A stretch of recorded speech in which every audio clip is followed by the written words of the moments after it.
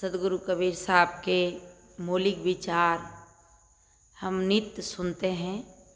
आइए कुछ हम एक छोटी सी साखी पे थोड़ी देर चर्चा करते हैं। हमारी शादी का बहनें और हमारी शिवानी स्वाति बहन, बड़े ही सौभाग्य की बात है। साहिब की एक साखी है और वो सबको याद होना चाहिए। कुम्मे बांधा जल रहे, जल बिन कुम्मे न होय। ज्ञान बांधा मन रहे, मन बिन ज्ञान न होय। इस साखी का बहुत ही सुंदर भाव है। कुम्मे बांधा जल रहे, जल बिना कुम्भ न होय। ज्ञाने बांधा मन रहे, मन बिन ज्ञान न होय। एक उदाहरण है, जैसे घड़ा कुम्हार बनाते हैं तो जल ना होगा, जल नहीं है तो घड़ा नहीं बनेगा। जल होना जरूरी है, और जल है और मिट्टी नहीं है तब भी घड़ा नहीं बनेगा। घड़ा में जल और मिट्टी की दोनों की ज़रूरत है। सब मसाला है पर जल ना है तो घड़ा नहीं बनेगा। तो यहाँ कुम्भ में ही बांधा जल रहे, जल बिना कुम्भ में न होय। जिस घड़े को बनाते हैं वो जल से ही बनता है, जल बिना घड़ा नहीं बनता है। पर फिर क्या करते हैं, जब घड़ा बनकर तैयार हो जाता है, घड़ा को पका लिया जाता है। हम यहाँ नित्य देखते हैं, हमारे मोहल्ले में कबीर मानव सेवा संस्थान साध्वी आश्रम सुटालिया में जो है, सामने ही हमारे कुमार भाई रहते हैं और वो दिन भर घड़ा बनाने के काम करते हैं। हम रोज देखते हैं। तो घड़ा कैसे बनता है? जल से ही बनता है। कुम्भ में ही बांधा जल रहे, जल बिना कुम्भ में न होय। जल के बिना कुम्भ नहीं बनता, घड़ा नहीं बनता। इसी प्रकार ज्ञाने बांधा मन रहे, मन बिन ज्ञान न होय। जिस घड़े को बना करके पानी से घड़ा बना और उसी में जल भर दिया जाता है, ऐसे ही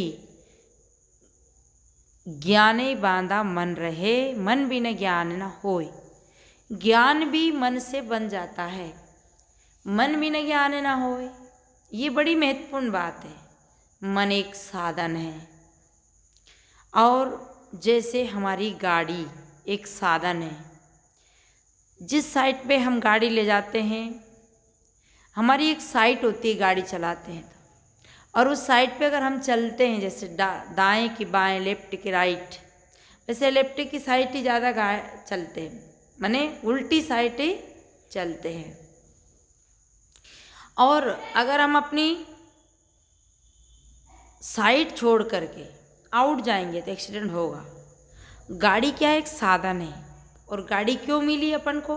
मंजिल पे जाने के लिए। जहाँ हम जाना चाहते हैं वहाँ हमारी गाड़ी हमको पहुँचाती है। पर गाड़ी साइड पे चले तब, गाड़ी नियमित चले तब, गाड़ी संयमित चले तब। और गाड़ी चलाने वाले को कितनी सावधानी रखना पड़ता है।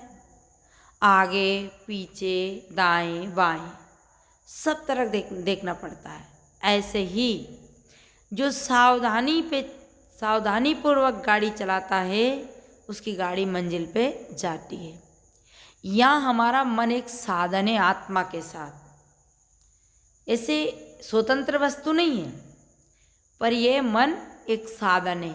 हमारे मन में आता है, चलो हम थोड़ा देर सत्संग में बैठेंगे। आप लोगों के मन में आया ना, चलो साहब के पास बैठेंगे, तो कौन पहले किस में आया? मन में। और मन से फिर मन में आया विचार कि चलो साहब के पास बैठेंगे, ये मन में आया विचार। और मन से फिर जब मन में विचार आया, वही विचार ने फिर कहाँ काम किया? शरीर में। फिर शरीर से आप उठ के चले, यहाँ गए। अब यहाँ बता दिया गया कि झूठ बोलना पाप है, चोरी करना पाप है, हत्या करना पाप है, मांस मटन खाना पाप है, जितनी भी बुरी आदत है उन्हें हमें छोड़ना है। तो यहाँ क्या बता दिया? सबको छोड़ने को। तो हमने इस मन को किस में बांध दिया? ज्ञान में, कि चोरी करना पाप है, चोरी नहीं करना है, झूठ बोलना पाप है, झूठ नहीं बोलना है, गलत भाषण नहीं करना है, गलत बात नहीं बोलना है। तो ज्ञान ही बांधा मन रहे, मन बिन ज्ञान न हो। आया तो मन ही था, मन ही लेकर आया था, मन में ही भाव आए थे, मन में ही विचार आए थे। अब यहाँ हमें बता दिया गया ये गलत है, ये नहीं करना, तो मन बंध गया। विचार बदलते ही मन भी बदल जाता है। यही मन हमें अच्छी जगह ले जाता है और यही मन हमें नरक में ले जाता है।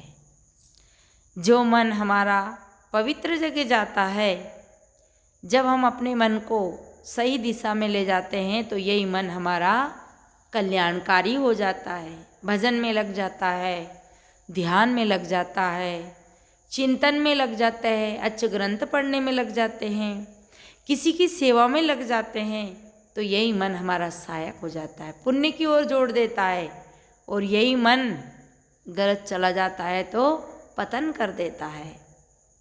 तो हालांकि सत्ता आपकी है, सत्ता चेतन की है, चेतन की सत्ता बिना काम नहीं चलता। आज हम चर्चा कर रहे थे, कुछ हमारे भक्त सज्जन बैठे थे, पुराने आश्रम में चर्चा चल रही थी कि हम बता रहे थे कि मन के साथ में, मन चित्त बुद्धि जीव के साथ में ये सूक्ष्म इंद्रियां हैं, ये गलत कर्म में जाती है।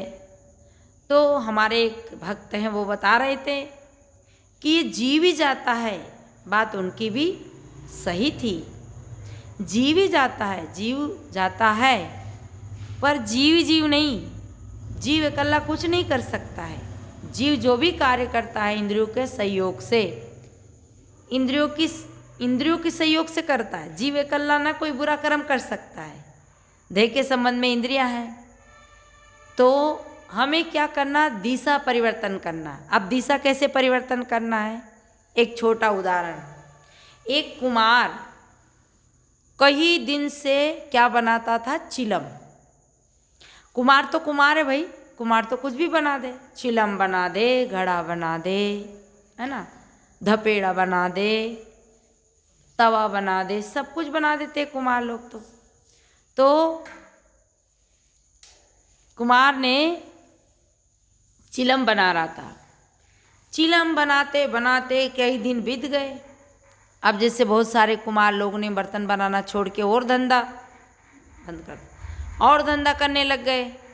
तो ऐसे ही वो कुमार चिलम बनाते बनाते उसके मन में विचार आया और उसने क्या बना दी? उसने सुराही बना दी। सुराही जानते हो आप लोग, जिसमें बिल्कुल ठंडा पानी रहता है और घड़े से वो छोटी होती है, अच्छी पकाई जाती है, उसको घड़े से भी ज़्यादा मजबूत होती है। उसका मुंह सकड़ा होता है पर पानी एकदम शीतल होता है। हमारे आश्रम के सामने हमारे सुखराम भाई रहते हैं, उनने एक बार हमको सुराही बना के दिया था। तो ऐसी सुराही कुमार ने सोचा कि चिलम तो मैंने बहुत बनाई, पर अब मैं सुराही बनाता हूँ। तो सुराही बनाने लगा और जब वो सुराही बना रहा था, सुराही बनाने लगा तो सुराही की जो मिट्टी है वो बोली, भैया क्या कर रहे हो? बोले मैं सुराही बना रहा हूँ। कि तुम तो सब दिन से चिलम बनाते थे, आज तुमने सुराही का मन कैसे बना लिया? कुमार ने कहा कि मेरा मन बदल गया, मेरा विचार बदल गया कि मैं जन्म से चिलम बना रहा हूँ, पर अब मैं सोचा कि ये चिलम बनाते हैं, चिलम तो बना ही देते थे, पर आज मैं अब सुराही बनाता हूँ जिसमें ठंडा पानी रहेगा, लोग पिएंगे। ऐसा मेरा विचार बदला, इसलिए मैंने चिलम छोड़ करके क्या बना दी? सुराही।